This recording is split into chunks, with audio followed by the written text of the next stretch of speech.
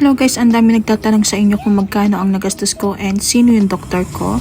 So before ko simulan yan, saan makatulong tong video na to sa inyo. So okay, so this is my 8th day of post-op and still maintaining the wound clean and dry para sa mabilisang paggaling. And yung cut sa nostrils ko hindi na siya masyadong visible. And hindi pa ako gumagamit ng scar removal dyan guys. So wait ko muna mag-dry yung pinagtahian and cut ng alar area ko bago gumamit ng scar removal.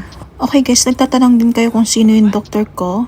Okay, yung doctor ko is si Miss Alessandra Quezada. So I have her photo naman but she's not prepared that time. Ikaw ba naman di nakaayos and may magpapapicture agad sa'yo, di ba? And yung clinic nila located at Ninoy Aquino, Angeles City, Pampanga.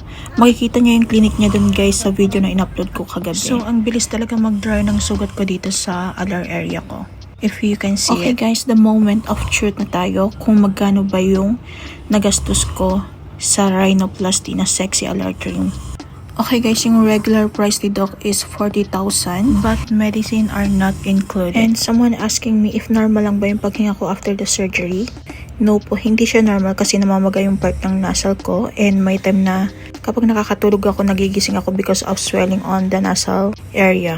But after surgery removal, may breathing back to normal. And that time, so nung nag-message ako sa page nila, I got lucky na naka-promo si doc. So, I got the rhinoplasty na sexy alar cream for only 18,000 but the medicine are not included. So, the medicine naman, it costs 152 2,000 pesos.